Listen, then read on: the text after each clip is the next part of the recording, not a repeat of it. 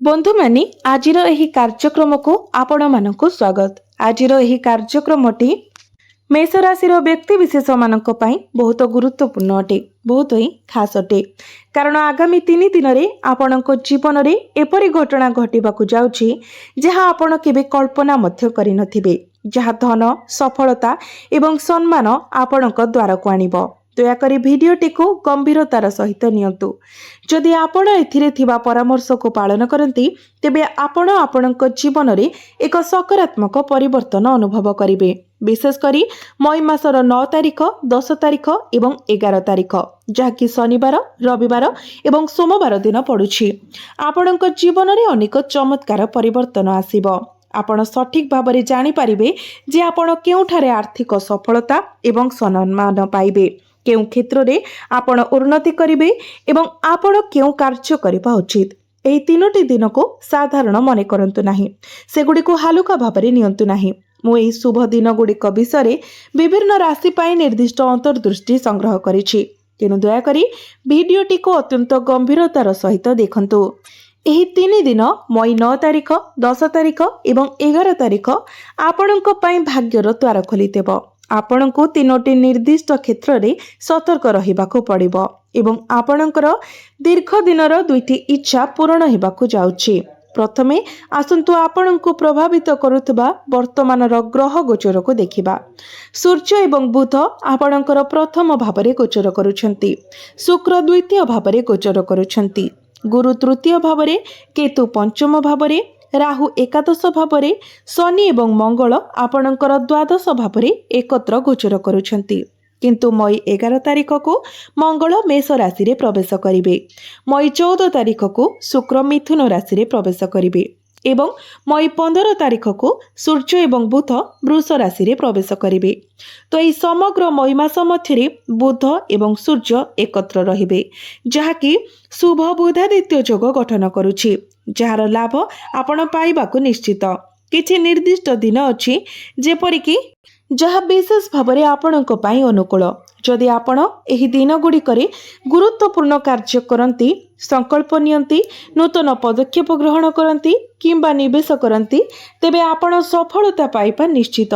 विशेष करी मई 9 तारिख जहाँ शनिवार दिन पड़ुछि, आपण गुरुत्वपूर्ण आर्थिक लाभ आशा करि परिबे।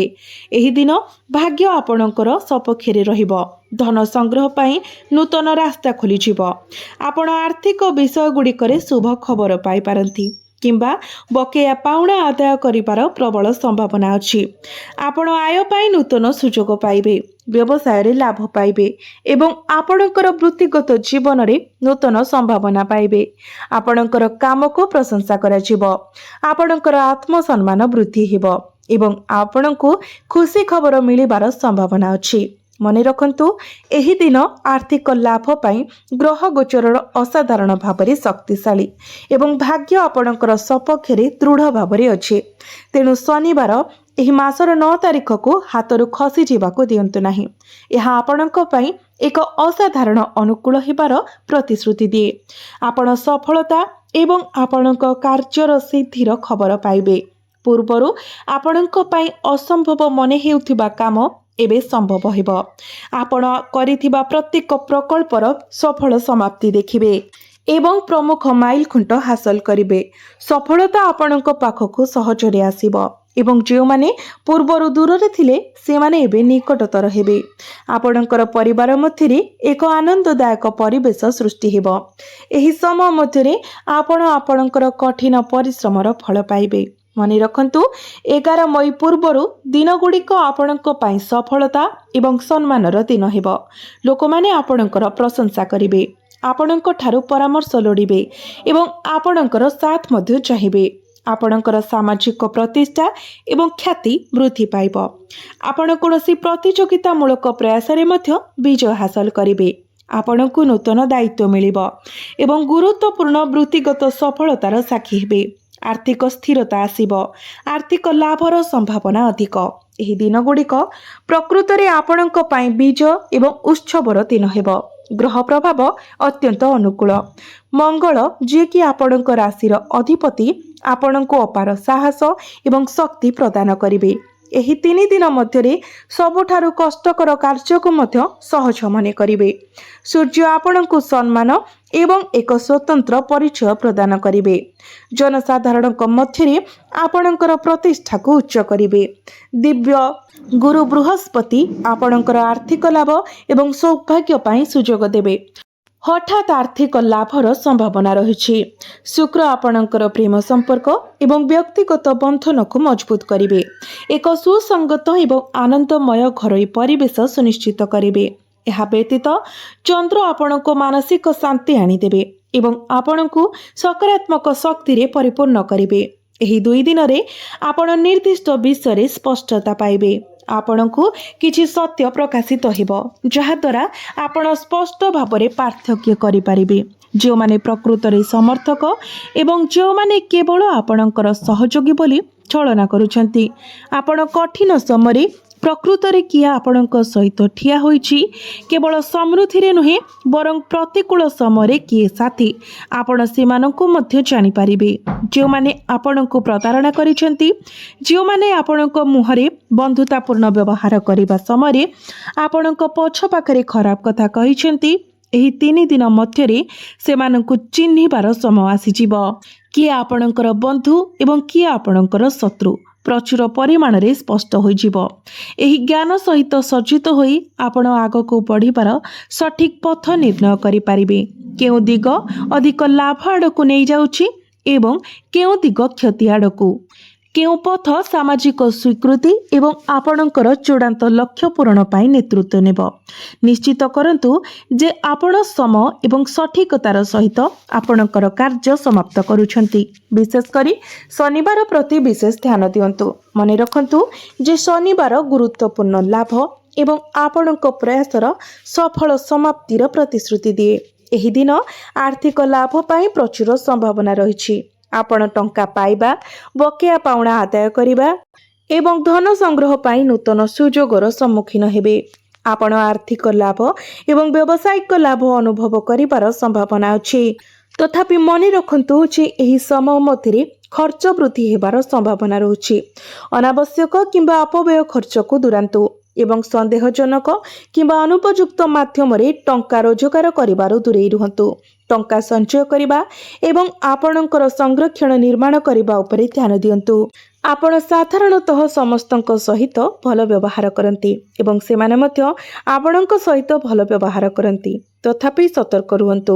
ଈର୍ଷାଳୁ ବ୍ୟକ୍ତିମାନଙ୍କ ଠାରୁ ଦୂରେଇ ରୁହନ୍ତୁ। ଆପଣଙ୍କ ଜୀବନର ପ୍ରତ୍ୟେକ ଗୁପ୍ତ କଥା ସମସ୍ତଙ୍କ ଆଗରେ ପ୍ରକାଶ କରନ୍ତୁ ନାହିଁ। ସବୁଠାରୁ ଗୁରୁତ୍ୱପୂର୍ଣ୍ଣ, ଅନ୍ୟମାନଙ୍କୁ ଆପଣଙ୍କର ନିଷ୍ପତ୍ତିକୁ ପ୍ରଭାବିତ କିମ୍ବା ନିୟନ୍ତ୍ରଣ କରିବାକୁ ଦିଅନ୍ତୁ ନାହିଁ, କାରଣ ଏପରି କରିବା ଦ୍ୱାରା ଜଟିଳତା କିମ୍ବା ଅସୁବିଧା ହୋଇପାରେ। ଏହା ଆପଣଙ୍କ ପାଇଁ ଏକ ବହୁତ ଅନୁକୂଳ ସମୟ ହେବ ବୋଲି ପ୍ରତିଶ୍ରୁତି ଦିଏ। ଆପଣଙ୍କର ଶକ୍ତି ସ୍ତର ଉଚ୍ଚ ରହିବ। ପ୍ରତ୍ୟେକ କାର୍ଯ୍ୟକୁ ଆପଣ ବହୁତ ଉତ୍ସାହର ସହିତ କରିବେ। ଯଥାସମ୍ଭବ ସଫଳ କରିବାକୁ ଚେଷ୍ଟା କରିବେ। ମନେ ରଖନ୍ତୁ ଯେ ଆପଣଙ୍କର ଶକ୍ତି ଏବଂ ମାନସିକ ଅବସ୍ଥା ବର୍ତ୍ତମାନ ସେମାନଙ୍କର ଶୀର୍ଷରେ ଅଛି। ତଥାପି ମନେ ରଖନ୍ତୁ ଏହି ବୃଦ୍ଧି ଶକ୍ତିର ପ୍ରଭାବରେ ତରବରିଆ ଭାବରେ ନିଷ୍ପତ୍ତି ନିଅନ୍ତୁ ନାହିଁ। କ୍ରୋଧରେ କାର୍ଯ୍ୟ କରିବା ଠାରୁ ଦୂରେଇ ରୁହନ୍ତୁ। ଅନ୍ୟମାନଙ୍କୁ କ୍ଷତି ହେଲା ଭଳି କିଛି କରନ୍ତୁ ନାହିଁ, କୁହନ୍ତୁ ନାହିଁ ଏବଂ କାହା ମନରେ ଆପଣ କଷ୍ଟ ନ ଦେବା ପାଇଁ ସତର୍କ ରୁହନ୍ତୁ। ଏହି ସତର୍କତା ବ୍ୟତୀତ ଆପଣଙ୍କ ଜୀବନରେ ଅନ୍ୟ ପ୍ରତ୍ୟେକ କ୍ଷେତ୍ର ପାଇଁ ଦୃଷ୍ଟିକୋଣ ଭଲ ରହୁଛି।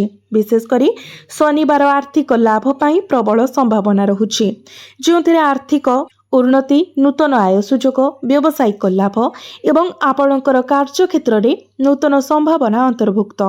ଆପଣଙ୍କର କାର୍ଯ୍ୟକୁ ଉଚ୍ଚ ପ୍ରଶଂସା କରାଯିବ। ଆପଣଙ୍କର ପ୍ରଦର୍ଶନ ଏତେ ପ୍ରଭାବଶାଳୀ ହେବ ଯେ ଅନ୍ୟମାନେ ସେମାନଙ୍କର ପ୍ରଶଂସାକୁ ଅଟକାଇ ପାରିବେ ନାହିଁ। ଆପଣଙ୍କର ଆତ୍ମବିଶ୍ୱାସ ବଢ଼ିବ ଏବଂ ଏହି ସମୟ ମଧ୍ୟରେ ଆପଣ ଆନନ୍ଦଦାୟକ କିମ୍ବା ଶୁଭ ଖବର ପାଇବାର ସମ୍ଭାବନା ଅଛି। ଧନ ଏବଂ ସୌଭାଗ୍ୟ ଆପଣଙ୍କ ପାଖକୁ ସହଜରେ ଆସିବ।